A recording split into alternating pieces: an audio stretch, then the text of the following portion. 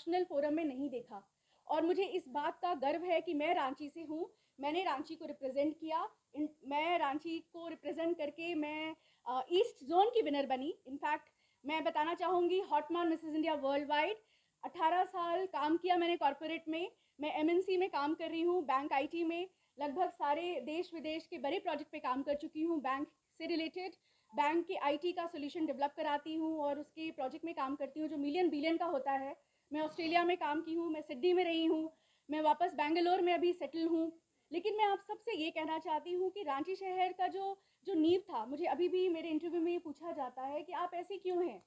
और मैं हमेशा ये बताती हूँ कि अगर किसी का जड़ बहुत स्ट्रांग है, अगर किसी का रूट बहुत स्ट्रांग है, तो वो उस रूट से बहुत आगे तक बढ़ सकता है।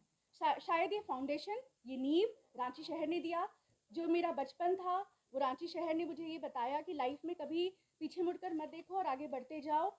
और कभी भी जो आगे बढ़ना चाहते हैं उनके लिए कोई एक लिमिट नहीं होता। पीपल से कि स्काई इज़ द लिमिट। ये जो sky is the limit word है, ये भी मुझे रांची शहर ने ही बताया।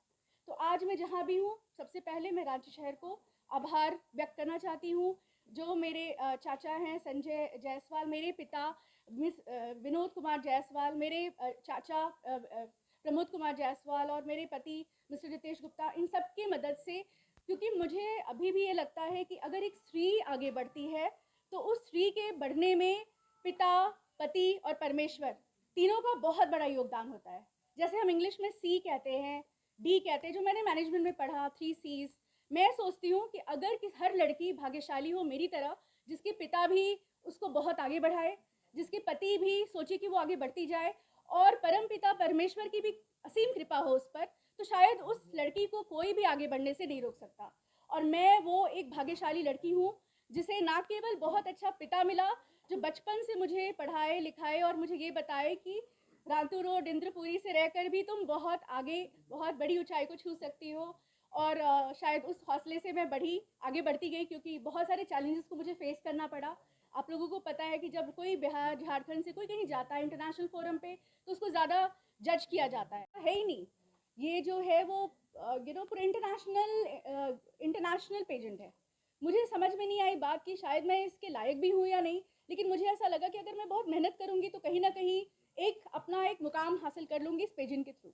तो मेरा ऑडिशन बेंगलोर में हुआ, जहाँ पे करीब 300 से 400 प्रतिभागी आए थे मेरे साथ साथ। और हर 300-400 प्रतिभागी में बेस्ट से बेस्ट कला थी, टैलेंट था। शायद मैं लकी थी कि मैं ऑडिशन में मैं फाइनलिस्ट निकली। जब फाइनलिस्ट का अनाउंसमेंट हुआ, लेकिन दुर्भाग्यवश कोरोना आ गया, क्योंकि वो 2 साल जो था वो बहुत डिफ़िकल्ट साल था हम सब के लिए। तो हमने 2020 से लेकर 21 में काफ़ी पेशेंटली वेट किया, क्योंकि ये जो इंटरनेशनल पेजेंट था वो ग्रीस में आयोजन होता था उसका। लेकिन क्योंकि कोरोना के कारण ग्रीस में आयोजन नहीं हो पाया, तो उन्होंने दुबई में फिर आयोजन किया।